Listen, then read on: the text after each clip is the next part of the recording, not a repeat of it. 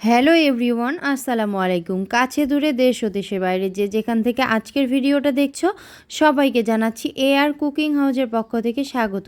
তো বন্ধুরা, আজকের ভিডিওটা পুরো সকাল থেকেই শুরু করলাম। আজ আমি ডিম দিয়ে পাউরুটি ভেজে নিব। তো পাউরুটিটাকে আর ডিমটাকে যে ভেজে নিচ্ছি, আজ হচ্ছে একটু আমি এটাকে মিনি পিৎজা হিসেবে বানিয়ে নিব। তো এই তো দুই পাশে ডিম দিয়ে আর পেঁয়াজ মরিচ দিয়ে ভালোভাবে ভেজে নিয়েছি। নেওয়ার পরে এখানে আমি একটু হচ্ছে টমেটো সস দিয়ে দিলাম। দেওয়ার পরে একটু আমি হচ্ছে চিজ দিয়ে দিচ্ছি। তো আমার বাসাতেই চিজ ছিল, ভাবলাম যে এটাকে পিৎজা আকারে যদি খাই দেখি কেমন লাগে। তো এইভাবে আমি হচ্ছে 2 পিস করে ভেজে নিচ্ছি। আর আসলেও এটা খেতে অনেক ভালো লাগলো, মনে হচ্ছে যে পিৎজাই খাচ্ছি। তো তোমরা কিন্তু চাইলে এইভাবে বানাতে পারো বন্ধুরা, এটা খেতে কিন্তু অনেক টেস্টি আর একদমই পিৎজার মতো লাগে। তো এই তো এইভাবে এটা হচ্ছে দুই পাশে ডিম দিয়ে ভেজে নেওয়ার পরে একটু টমেটো সস দিয়ে দিলাম আর দিয়ে দিলাম একটু চিজ। তো এই তো আমার চটজলদি সকালবেলার নাস্তা মিনি পিৎজা হয়ে গেল। আর কি রেস্টুরেন্টে যাওয়ার দরকার আছে, আমার মিনি পিৎজা রেডি। খেতে কিন্তু মাশাআল্লাহ অসাধারণ ছিল বন্ধুরা, তোমরাও খেতে। কম সময়ের মধ্যে চটজলদি বানিয়ে নিলাম মিনি পিৎজা, আমার রেডি হয়ে গেছে। এখন দুপুরের জন্য আমি রান্না করে নিব। তো দুপুরের জন্য আজকে নিয়ে এসেছে একটা গরুর মগজ, আর এটাকে আমি এখন পরিষ্কার করে ভালোভাবে এটাকে ধুয়ে আমি এটা রান্না করতে বসিয়ে দেবো। তো রান্না করতে নেওয়ার জন্য এটাকে আমি ভালোভাবে ধুয়ে আমি কড়াইতে এটা দিয়ে দিচ্ছি। তো বন্ধুরা, এই মগজ তোমরা কে কীভাবে রান্না করো অবশ্যই তোমরা কিন্তু কমেন্টে জানাবে। আর আমি কিভাবে রান্না করি সেটাই ভাবলাম যে তোমাদের সাথে একটু শেয়ার করে নিই। তো এই তো আমি এখানে পেঁয়াজ মরিচ সব কিছু দিয়ে দিলাম। দেওয়ার পরে হচ্ছে আদা রসুন বাটা, গরম মশলা বাটা, হলুদ গুঁড়া, মরিচ গুঁড়া, জিরা গুঁড়া, ধনিয়া গুঁড়া, তারপরে হচ্ছে লবণ, সব কিছু দিয়ে তেল দিয়ে এটাকে ভালোভাবে এখন হাত দিয়ে এইভাবে মেখে নেব।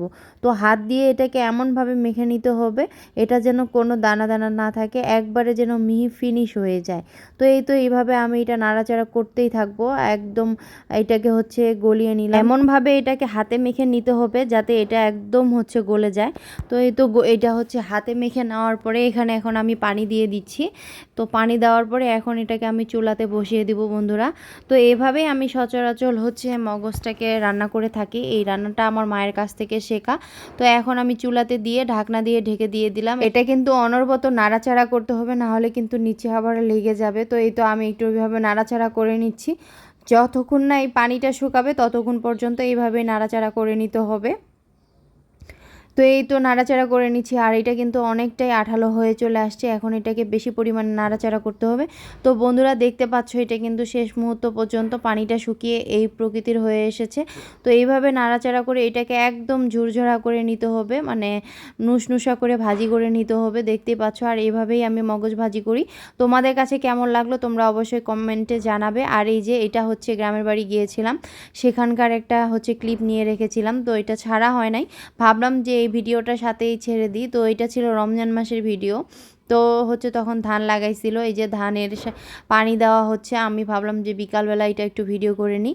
আর এখানে হচ্ছে তাঁত ঘরে সেই সুতাগুলো শুকাতে দিয়েছিল, আমি একটু এইভাবে পানি দিয়ে হাঁটতেছিলাম, আমার আসলে অনেক ভালো লাগতেছিল বন্ধুরা। তো আসলে এই এই সিনটা আমি অনেক মিস করতেছিলাম, ভাবলাম যে তোমাদের সাথে শেয়ার করে দিই। তো দেখতে পাচ্ছ কি সুন্দর সবুজ ধান লাগিয়েছে, আর এদিক দিয়ে হচ্ছে মেশিনে দিয়ে পানি দিচ্ছিল। আসলে এই দৃশ্যগুলো দেখতে অনেক ভালো লাগে, তোমাদেরও আশা করি ভালো লাগবে। যারা একবারই ঘরবন্দি হয়ে থাকি গ্রামের, এই দৃশ্যগুলো দেখতে পারি না, তাদের কাছে অনেক ভালো লাগবে। তো এই তো দেখতে পাচ্ছ পানির এখানের হচ্ছে পানির আওয়াজটা। তো এই তো আমি পানি দিয়ে হাঁটতেছিলাম, তো আমার অনেক ভালো লাগতেছিল।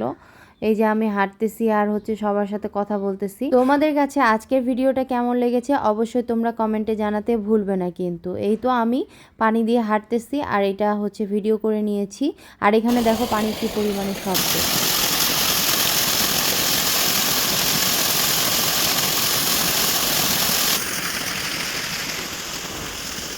আর এই যে ধান ক্ষেতের হচ্ছে পাড় দিয়ে হচ্ছে এরকম কুমড়া গাছ লাগিয়ে দিয়েছে আমার শ্বশুর। তো এগুলো দিয়ে অনেক হচ্ছে কুমড়া হয়েছে। আর এই যে আমাদের গাছের হচ্ছে কলা, আমি এগুলো একটু ভিডিও করে নিলাম। তো হচ্ছে অনেক আগে এই ভিডিওটা করা হয়েছিল, তো আমি ছাড়তে পারিনি। তো বন্ধুরা, ভিডিওটা কেমন লাগলো অবশ্যই কমেন্টে জানাতে ভুলবে না। আজকের মতো এখানে বিদায় নিলাম।